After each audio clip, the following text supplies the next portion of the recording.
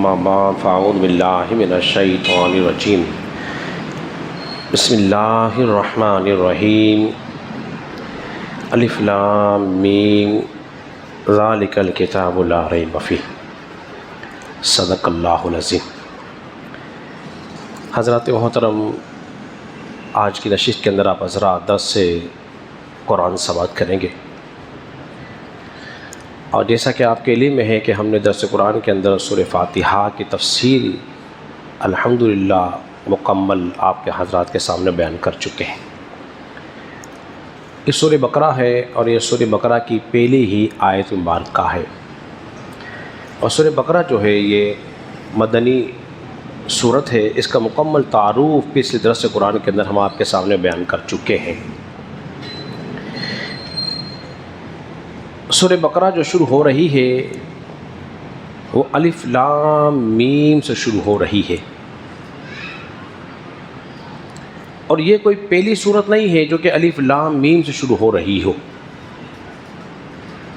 اور بھی قرآن مجید فرقان حمید کی متعدد صورتیں ہیں جو کہ الف لام میم سے شروع ہو رہی ہیں، اور یہ حروف مقطعات ہیں۔ اللہ تبارک و تعالیٰ نے حروف مقطعات کو کیوں رکھا صورت کے شروع میں، اس کو کیوں لایا، اس کی حکمت کیا آتی ہے، وہ تو انشاءاللہ تبارک و تعالیٰ ہم بیان کریں گے۔ سورہ آل عمران بھی الف لام میم اللہ لا الہ الا هو الحی القیوم، یہ بھی الف لام میم سے ہی شروع ہو رہی ہے۔ اسی طرح سورہ عنکبوت الف لام میم احسب الناس ان یترکوا، الف لام میم غلبت الروم، سورہ روم بھی الف لام میم سے ہی شروع ہو رہی ہے۔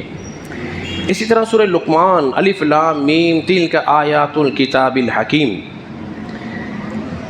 سورہ سجدہ الف لام میم تنزیل الکتاب لا ریب فیہ من رب العالمین۔ یہ 6 صورتیں ہیں جو کہ الف لام میم سے شروع ہو رہی ہیں۔ بعض قرآن مجید فرقان حمید کی صورتیں وہ ہیں جو کہ ایک ایک حرف پہ مشتمل ہے، اور یہ جو الف لام میم سے شروع ہو رہی ہیں یہ 3 حرف پہ مشتمل ہے، لام علیحدہ، الف علیحدہ، لام علیحدہ اور میم علیحدہ۔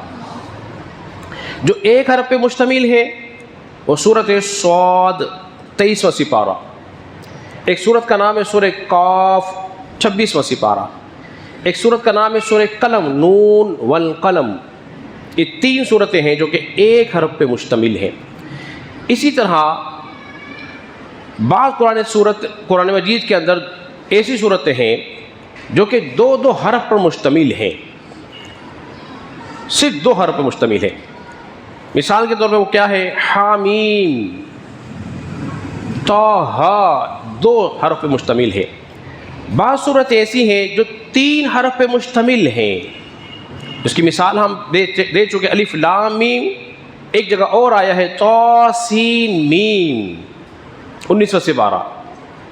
اسی طرح بعض صورتیں وہ ہیں جو 4 حرف پہ مشتمل ہیں، جیسے کہ الف لام میم صاد، الف لام میم را، یہ صورت وہ ہیں جو کہ 4 حرف پہ مشتمل ہیں۔ بعض صورتیں وہ ہیں جو کہ 5 حرف پہ مشتمل ہیں، کاف ہا یا عین صاد ہا میم عین سین قاف، یہ 5 حرف پہ مشتمل ہے۔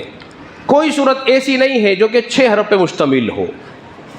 اور حروف مقطعات قرآن مجید فرقان حمید کے اندر کل ملا کے 28 آئے ہیں، اور حروف تہجی ہیں 29۔ علماء نے بڑی نفیس بات لکھی، جو اسرار و رموز ان 28 میں ہیں، اللہ تبارک و تعالیٰ نے سارے رموز جو ہیں قرآن مجید فرقان حمید کے اندر رکھ دیے ہیں۔ یا یوں سمجھ لیجیے جو سارے راز و نیاز، اسرار و رموز پورے قرآن میں ہیں وہ ان 28 میں پوشیدہ ہیں۔ الف لام میم کا شمار جو ہے حروف تہجی میں ہوتا ہے، اور حروف تہجی ہیں 29، اور یہ الف لام میم ان کی خاصیت یہ ہے کہ تمام زبانوں میں یہ لفظ استعمال ہوتے ہیں، کوئی زبان ایسی نہیں ہے جس کے اندر الف استعمال نہ ہو، لام نہ ہو، میم نہ ہو۔ حضرات محترم، سوال یہ پیدا ہوا پھر اللہ تبارک و تعالیٰ نے سورتوں کے شروع میں حروف مقطعات کو رکھا کیوں ہے؟ علماء اکرام نے نفیس بات ارشاد فرمائی، فرماتے ہیں کہ یہ اعجاز قرآنی ہے، یہ قرآن کا اعجاز ہے، اور پھر یہ بھی ہے کہ قرآن جو ہے عربی زبان میں ہے۔ عرب کے لوگوں کو اپنی زبان پہ بڑا گھمنڈ تھا، عربی بولا کرتے تھے، بڑے فصیح تھے، مگر جب قرآن مجید فرقان حمید نازل ہوا ان کا گھمنڈ ہی ٹوٹ گیا، اور پھر اللہ نے چیلنج کیا کہ اس کی مثل کو ایک صورت لے آؤ، ایک آیت ہی لے آؤ، لیکن وہ اس کی مثل بولیے نہ لا سکے، نہ قیامت تک لا سکتے ہیں۔ اچھا، علماء اکرام نے ایک بات پھر یہ بیان فرمائی، کیا اس کا کوئی معنی بھی ہے؟ بعض نے کہا اس کا کوئی معنی نہیں ہے، بعض نے کہا ہاں اس کا کوئی معنی ہے۔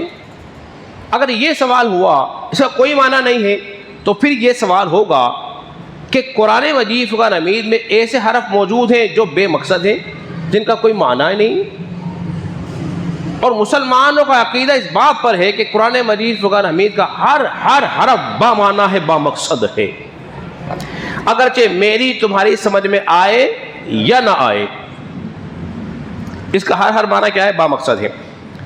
بعد نے اس کا کیا لکھا، کہتے ہیں کہ یہ اللہ کے اسماء گرامی میں سے نام ہے، الف لام میم، اللہ اس میں جلالت ہے، اللہ، اور پھر لام جو ہے لطیف اللہ کا نام ہے، میم مجید بھی اللہ کا نام ہے، مصور بھی اللہ کا نام ہے، متعدد نام جو ہیں وہ میم سے آتے ہیں۔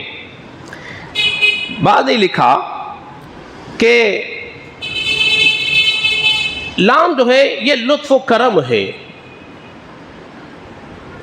یہ لطف و کرم ہے، کس کا؟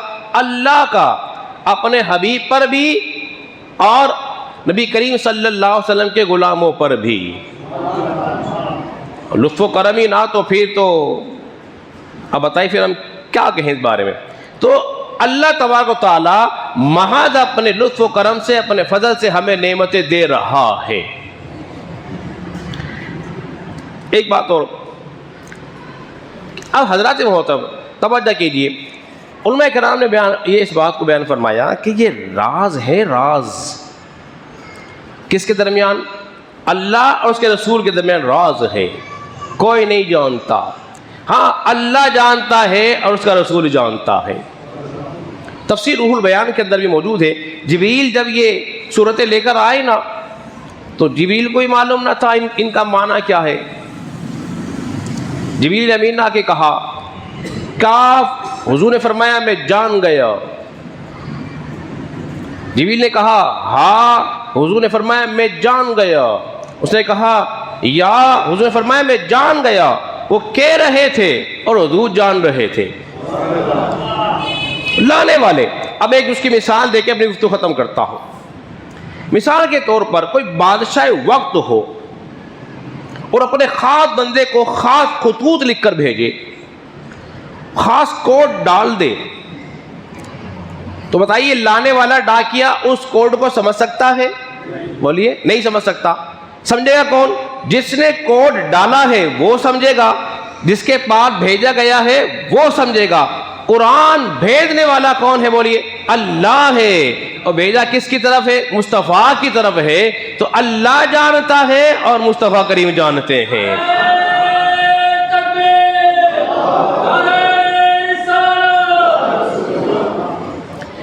تو اللہ جانتا ہے، اس کا رسول جانتا ہے، تو یہ راز ہے۔ اب راز کی باتیں جو ہوتی ہیں نا وہ ہر ایک سے بولیے نہیں ہوتی، کسی سے ہوتی ہے۔ اب جو قرآن مجید فرقان میں جو راز تھے ان رازوں کو اللہ نے پوشیدہ رکھا، کبھی تو الف لام میم میں رکھ دیا، کبھی ہا میم میں رکھ دیا، کبھی الف لام میم را میں رکھ دیا۔